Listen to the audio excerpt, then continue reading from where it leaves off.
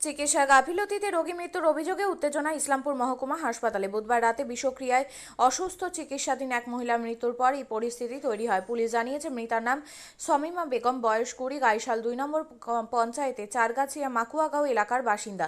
পরিবার সূত্রে জানা গেছে, পারিবারিক অশান্তির জেরে মঙ্গলবার বিষকে আত্মহত্যার চেষ্টা করে শমীমা। পরিবারের লোকজন অসুস্থ অবস্থায় তাকে হাসপাতালে ভর্তি করে। বুধবার দুপুরে হাসপাতাল থেকে ছুটি দেওয়া হয়। বাড়ি ফেরার পর আবার অসুস্থ হয়ে পড়ে।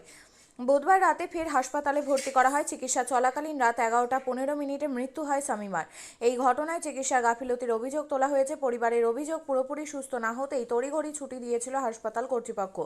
বিষক্রিয়ায় অসুস্থ রোগীকে আরও একদিন অবজারভেশনে রাখা উচিত ছিল। হাসপাতালের অ্যাসিস্ট্যান্ট সুপার সন্দীপন মুখোপাধ্যায় বলেন, চিকিৎসক হয়তো রোগীকে সুস্থ দেখেই ছুটি দিয়েছে। গোটা ঘটনায় হাসপাতাল কর্তৃপক্ষ রোগীর পরিজনদের প্রশ্নের উত্তর দেবে। वो भी बोल सकते हैं, बोलिए। बोल रहे थे कल हम लोग 10 बजे लेके आए थे यहाँ भर्ती किए किसको? थे। मेरा भागिन को, शमीमा नाम है उसका। तो उसको कल रात को 10 बजे भर्ती किए थे। भर्ती जब किए थे तो उसका वास हुआ है।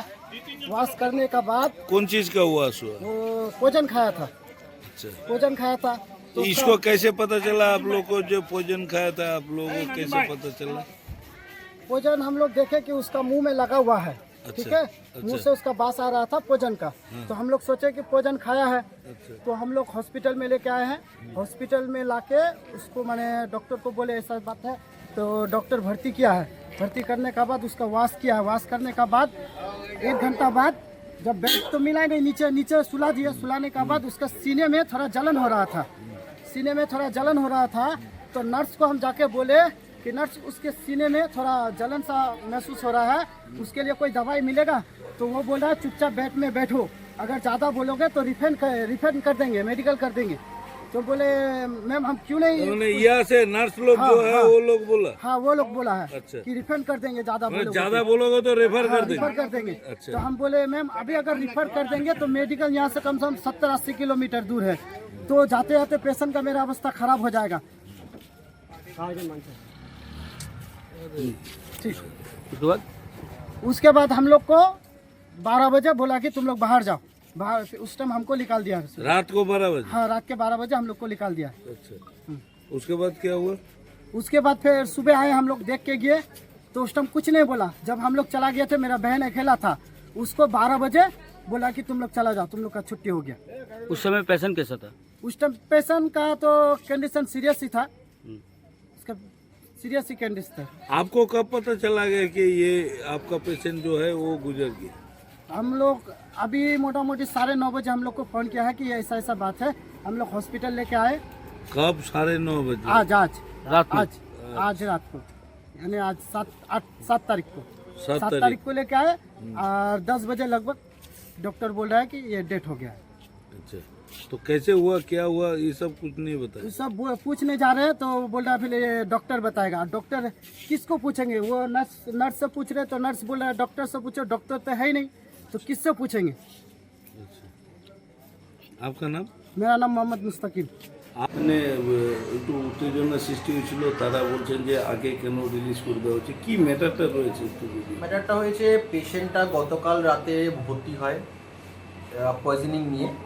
পেশেন্টটা বিষ খেয়ে কালকে রাত্রে ভর্তি হয়েছে এবং আজকে সম্ভবত ডক্টর পেশেন্টটাকে ছুটি করে দেওয়া হয়েছে। ডাক্তার দেখে ছুটি করে দিয়েছে। আজকে মোটামুটি 3:30 নাগাদ পেশেন্টটা ছুটি হয়েছে।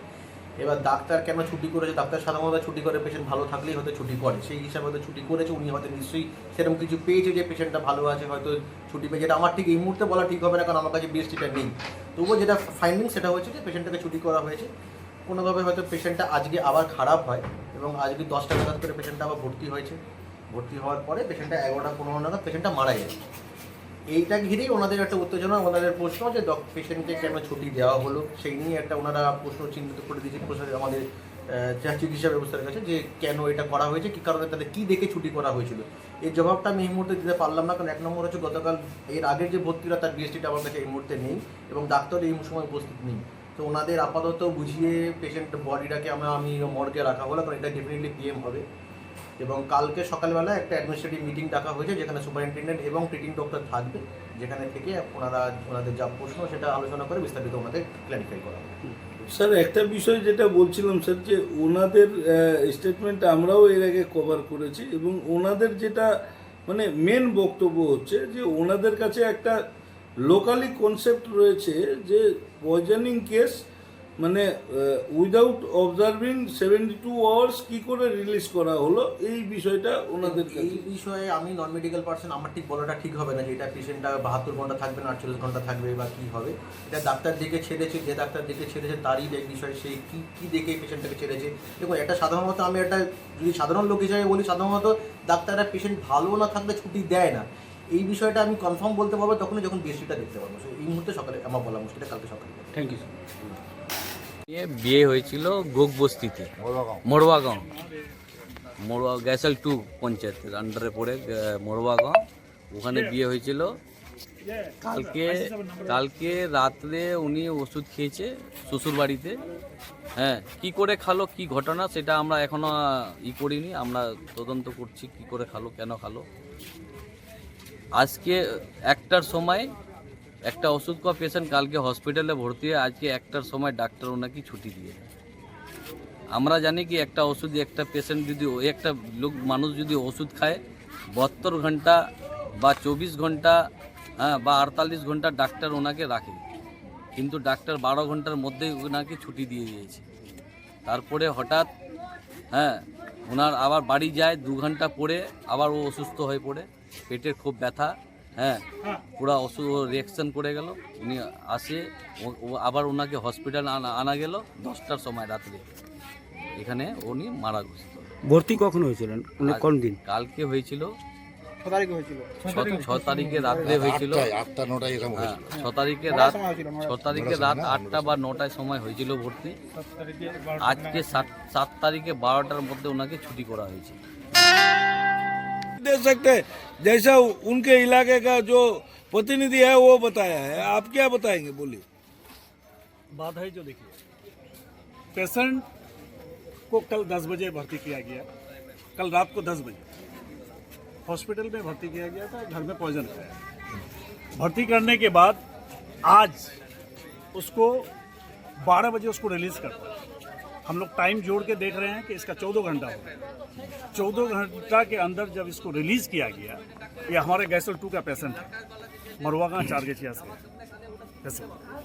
तो इसको जब रिलीज किया गया, रिलीज करने के बाद घर गया वो, घर से फिर उसको कुछ तकलीफ हुआ, वो जब अस्पताल आया उसके 1 घंटा के बाद वो मारा जाता है। प्रशासन यहाँ पर हॉस्पिटल का कहना है नहीं, जब यहाँ पे इंटरव्यू करना चाहूंगा, वो जो मारा गया तो उस टाइम क्या वो हॉस्पिटल में था? हाँ, एकदम हॉस्पिटल में था। हॉस्पिटल उसका तकलीफ हुआ, उसको लाया गया हॉस्पिटल में, हॉस्पिटल में था। और यहाँ पे बोला गया कि ये डेथ कर गया। हाँ, डेट कर दिया। अच्छा, अब एक पेशेंट को जो पॉइजन खाया है उसको 72 घंटा पहले रिलीज नहीं कर सकता है। हम लोग बात किए, हॉस्पिटल से बात किए, जो डॉक्टर इसको रिलीज किया है प्रतिमा दे उसका नाम है, हम लोग इसके खिलाफ एक्शन लेंगे। हम लोग पुलिस प्रशासन को, थाना को बताएंगे, आईसी साहब को बताएंगे। अभी फ़ोन किए थे, फ़ोन उठाए नहीं। हम लोग अस्पताल को बताए, पुलिस सुपर को फ़ोन किए थे, वो नहीं आ रहे हैं, कहीं पर है, वो कहीं गए हैं, किसको चार्ज दे के गए हैं वो भी पता नहीं है। पूरा बहाना कर रहे हैं। अब क्या है आगे का प्रोग्राम हम लोग देखते हैं। यहाँ पर हम लोग कोई भी यहाँ पर गलत चीज़ नहीं करना। আপনিও কি মুরগি প্রতিপালন করে আর্থিক লাভের মুখ দেখতে চান?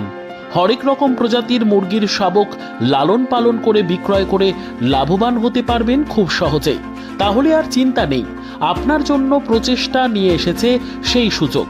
একই ফার্মে হরেক রকম প্রজাতির মুরগি পেয়ে যাবেন এখানে রয়েছে করকনাথ মুরগি, এছাড়াও আছে গিনি, ফ্রিগেল, টার্কি দেশি, এছাড়াও কোয়েল মুরগির শাবক পাইকারি এবং খুচরো বিক্রয় করা হয়।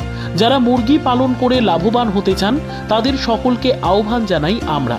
আজই চলে আসুন আমাদের প্রতিষ্ঠানে। আমাদের ঠিকানা মহারাজাহাট, রায়গঞ্জ, উত্তর দিনাজপুর।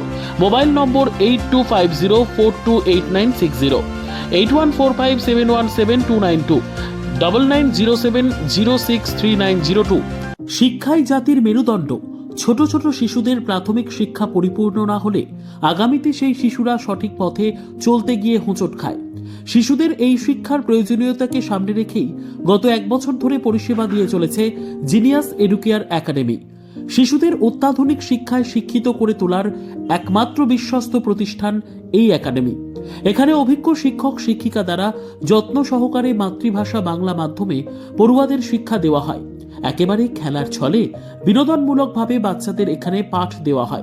পড়াশোনার পাশাপাশি বাচ্চাদের বিনোদনের ব্যবস্থাও রয়েছে এখানে।